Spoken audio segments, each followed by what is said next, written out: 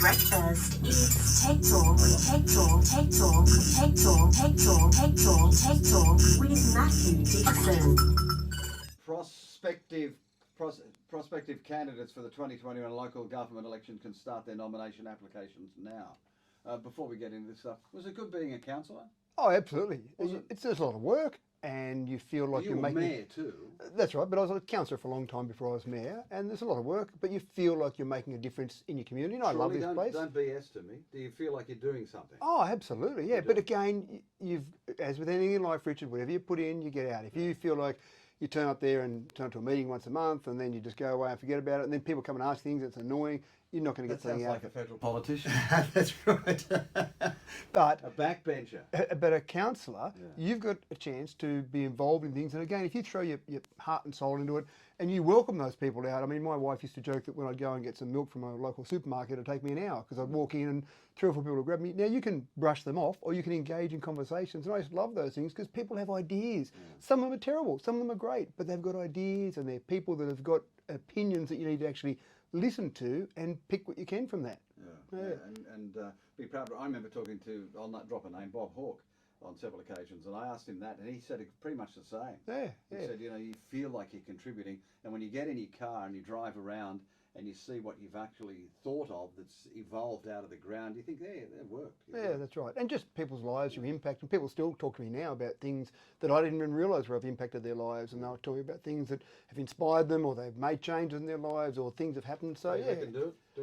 Oh, absolutely. I would encourage anyone. My philosophy, Matty Dickerson, is if you think you can do better, prove it. Absolutely right. And that was what drove me back in 2004 when I first stood was, I thought, these councils don't seem to be going that well. Well, I could complain about them, or I suppose I could put my hand up and then... So you're going to run again? Led you into that one, didn't work though. You have missed me, haven't you? You've missed me coming into the studio. Well, you're coming into the studio now. In the outback of Western Australia, you tell me, Matty Dickerson, one of the most expensive aspects of cattle farming is building a fence. $4,000 a kilometre.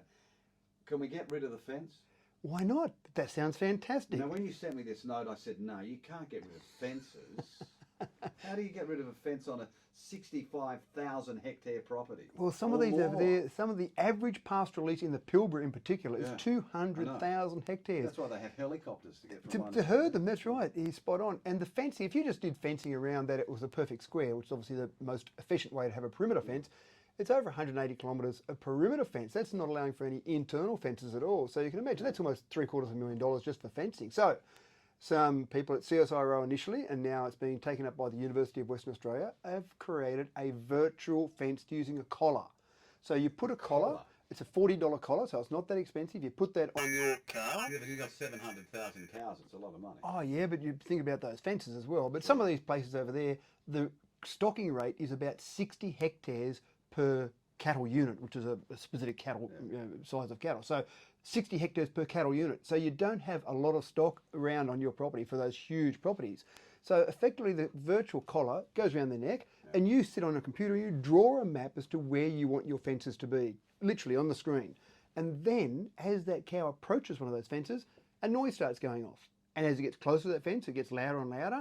And then eventually, unfortunately, yes, if it crosses over the fence, they just get a little bit of a little shock that just gives them a reminder that maybe they've gone the wrong way. A bit like an electric fence. But over time, wouldn't they go, I better not go there? 48 hours. Oh. That's all it takes. So I'm actually quite impressed with the intelligence of cows. They must be Australian cows, obviously. Of course, They say that it takes them about 48 hours before they get to the point where they hear that noise and they go, oh, I know what's going to happen next. I'll turn around and go back the other way. So first of all, put virtual fences in, keep them in where you want them. But then the helicopters you mentioned, perfect. Instead of herding them with helicopters, they can start to change those virtual fences. So as cows are moving around, they go, oh, wait, I better not go there. There's a bit of a noise. And so you can actually move them by moving those virtual fences each day. You can actually say, well, in 2 weeks' time, we need them over this area there, herd them in. So you actually just enclose those fences and all the cattle that are spread across your 200,000 hectares, you would bring them in, you'd probably do them in a couple of different lots, but you'd bring them into a smaller area to then go and do whatever you need to do with them. So you could actually train them to go into the the milking sheds and all that stuff with this. You could go to that, because it's talking about GPS, and we know how accurate GPS is, so you could actually get them into very small components, very small compartments of your land.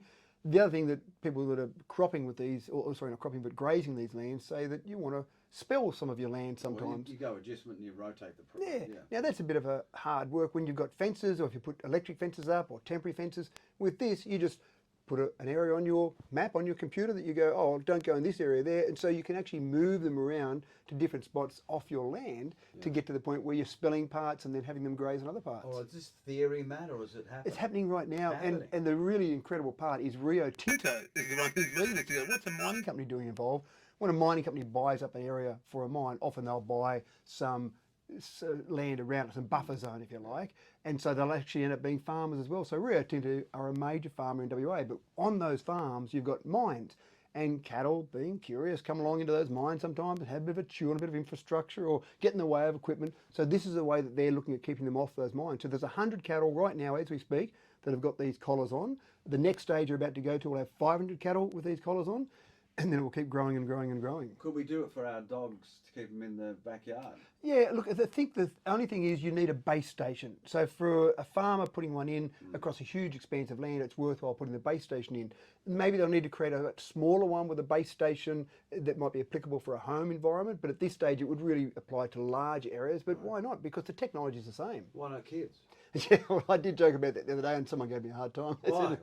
Oh, they didn't like the idea of electric shocks on the kids for some reason. From the backyard. That's right. But the limitations are of the imagination, aren't they, really, for this thing? You're right. And there's nothing wrong with putting it on your kids if you didn't have the electric shock aspect, maybe, but the electric shock might go too far. And just to mention it, the RSPCA is still concerned about this. They're concerned about the stress and damage it might cause to the animal, so they've got a few concerns about it. But again, the electric shock is about the same as if they did touch an electric fence. Farms revolve around financial pluses and minuses. Yeah. This is a plus. Huge. Massive, isn't it? Yeah, productivity gains, good for your land, being able to control. The only thing that's a difference there, Richard, is fences often keep predators out too. So wild dogs and dingoes, you can't put something on their neck as well and keep them under control. What about politicians? No chance. With them, a collar They're immune to electric shocks. Politician? Mathew Dickerson. On to you. Breakfast is Take Talk, Take Talk, Take Talk, Take Talk, Take Talk, Take Talk, Take Talk with Mathew Dickerson.